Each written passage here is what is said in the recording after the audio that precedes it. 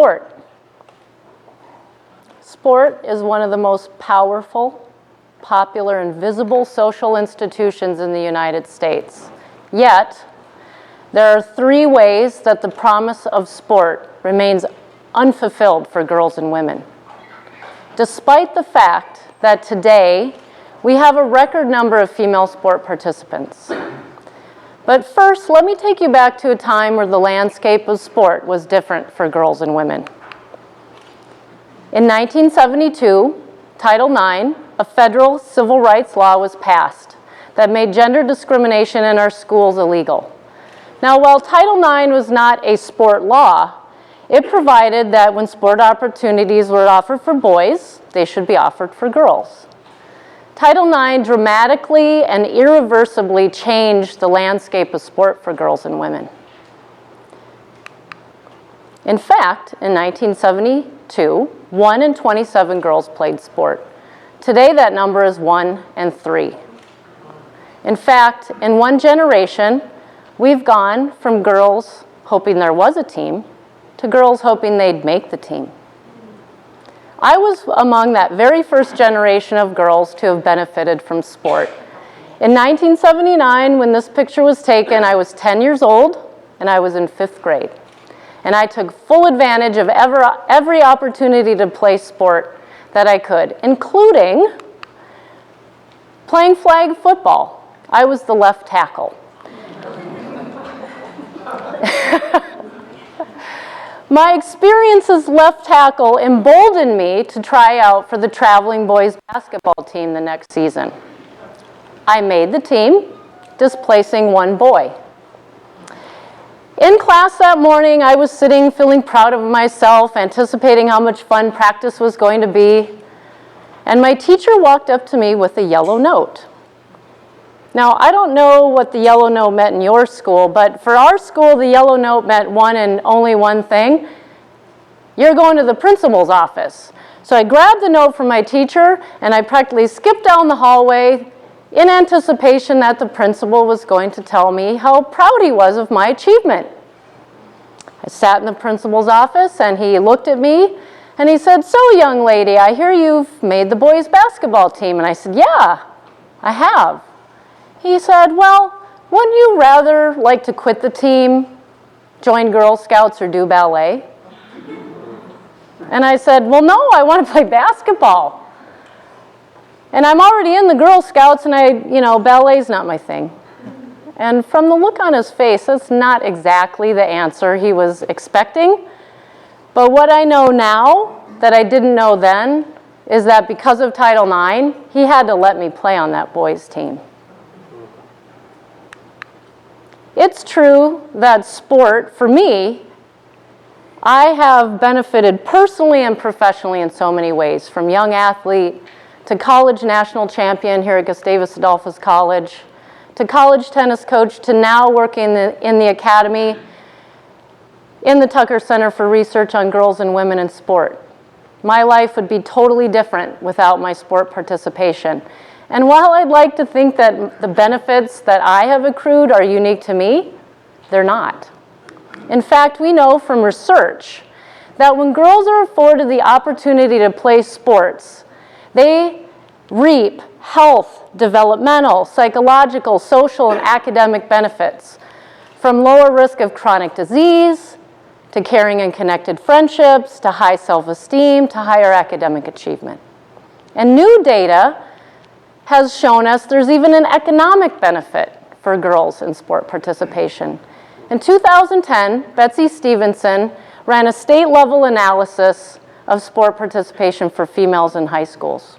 She found that a 10% increase in sport participation for girls led to a 1% increase in academic achievement and college entrance, and a 1 to 2% increase in entrance into high-skill, high-paying, male-dominated jobs. We also know that from new data from Ernst & Young and ESPNW, they surveyed over 400 women executives in 4 countries, and they found a high-level correlation between sport participation and executive success. In fact, 96% of these women reported playing sports. So how is it then, with all these benefits that one can accrue through sport participation, economic, health, developmental, psychological, social benefit, that the promise of sport remains unfulfilled for girls and women? The first way I will tell you is there's a gender participation gap. I told you there's record numbers of girls playing, but boys still outnumber girls. Of all sport participants, females make up 43%. And that participation gap is at the youth level and at the high school level, where boys outnumber girls. And this participation gap widens for girls of color, for underserved girls, and for girls with cognitive and physical impairments. The gender participation gap also exists at the collegiate level, where men outnumber women. And as you can see from these two trends, this gap has not narrowed in the last 30 years. It's remained remarkably consistent.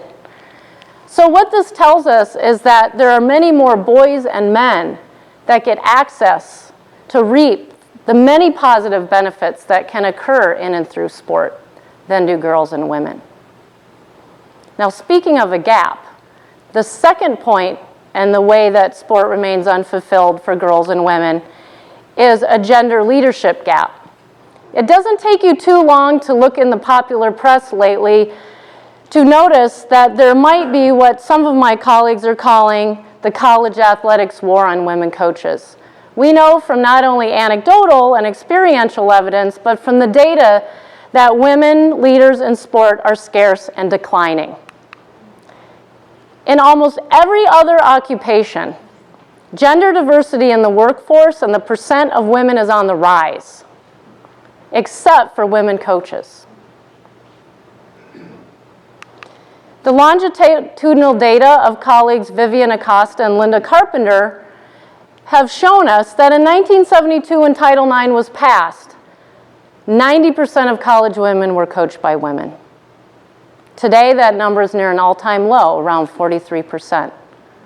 And in that same time period, very few boys and men, 2%, are coached by women. So what this tells us is two important things, is that nearly all men and a large majority of women are coached by men. And that men seeking a career into the coaching pathway have a viable, legitimate career pathway, while women do not. Recently, you might have heard that Hillary Clinton announced that she's running for the 2016 president's race. And this quote is an exemplary way to articulate, aside or despite of one's political views, of why women in positions of leadership matter.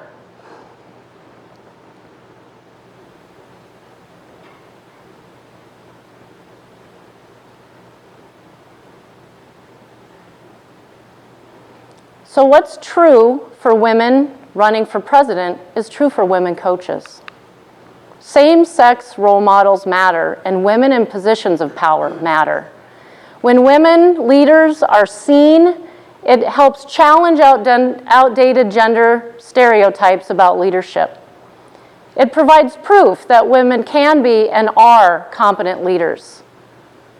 And it tells young girls that they have a viable pathway into the coaching profession. But many young girls today, unlike their male counterparts, never have the chance to have a female role model. Many girls go through their whole sport career never having had one female coach. We know that when girls are coached by women, they're more likely to go into the coaching profession. You can look at the long and strong coaching trees of basketball coaches Muffet McGraw at Notre Dame and now retired and legendary coach Pat Summitt at Tennessee. Women role models matter. They matter to girls and they matter to boys, because who and what you see tells us what's relevant, valued, and important, and who and what is not. which leads me to my third point in a way that the promise of sport remains unfulfilled for girls and women. Media coverage. 30 years of sport media scholarship have told us that we have a disproportionate amount of media coverage. I said earlier that 43% of all sport participants are female, yet they receive only 2 to 4% of all the media coverage today. It doesn't matter if it's print or broadcast media. The statistics are quite similar. In fact, colleagues of mine, Mike Messner and Cheryl Cookie, in their Gender and Televised Media report in 2009, said that of all the coverage on ESPN's Sports Center, women's sport receives 1.3% of all broadcast media. Now, to make it worse, when women are covered, they are often portrayed in ways that minimize their athleticism and highlight their femininity and sexuality and physical beauty, as this picture of U.S. soccer star Alex Morgan. And they are routinely and more often asked to be portrayed in these ways than their male peers. Instead of, like this picture, where she's on the court, on the field, in action, and in uniform. These two images tell very different stories about female athleticism. Again, who and what we see and who and what we don't see communicates what's important and valued. And on the covers of our most popular print sources of sport media, again, you can see women rarely are on the cover, less than 4% of the time. And when they are, their athleticism is minimized. And some of the women on the covers of these magazines are not athletes. Sexualized images of girls and women, according to the American Psychological Association, are a lead contributor to the 3 most common mental health problems in girls and women today: eating disorders, depression, and anxiety, and low self-esteem. Sexualized images of girls and women tell us that, hey, it's more important what you look like than what you can do. Sexualized images of girls and women do little to increase interest in and respect for women's sport. It doesn't sustain interest. In fact, colleagues and I have collected data, and we argue that, yeah, sex sells sex.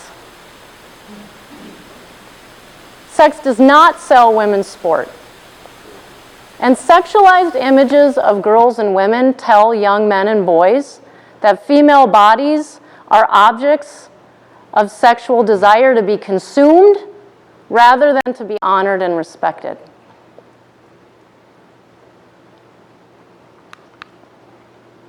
Sport. Sport is a very powerful social institution. Yet it's a paradox. And the data that I've shown you, it might leave you puzzled. It might seem counterintuitive and impossible, but the data tells the story. Yes, record numbers of girls play sports, but we still have a persistent gender participation gap in which fewer girls and women benefit from the opportunity to play sport. We have scarce and declining numbers of female role models, and we have a disproportionate and sexualized media coverage of females in precisely the context that can provide a powerful counterweight to negate the negative images and sexualized images that we are bombarded with constantly in the media. We can do better than this. And the reason why I make you aware of these 3 patterns is because awareness often leads to social change. And if you are so moved by this data, I'm going to provide 3 quick ways that you can take action to help erase gender equality in sport. We'll just call them the ABCs so they're simple to remember. First of all, A stands for advocacy. If you see disparate and sexualized or non-existent coverage of girls and women in sport in your community, if you notice gender inequality on coaching staffs, or you notice inequality in terms of sport participation of resources for girls and women, speak up. Your voice matters. Talk to people in positions of power. Use social media as a tool to make your voice heard. Your voice makes a difference. I have countless examples of that where people have made their voice heard and it's made a difference in the lives of girls and women. Secondly stands for B, as in actually be. For women, we have the responsibility to be role models in our communities for boys and girls, but specifically for girls who tell us they are in desperate need of active, visible female role models. Now you may be thinking, me?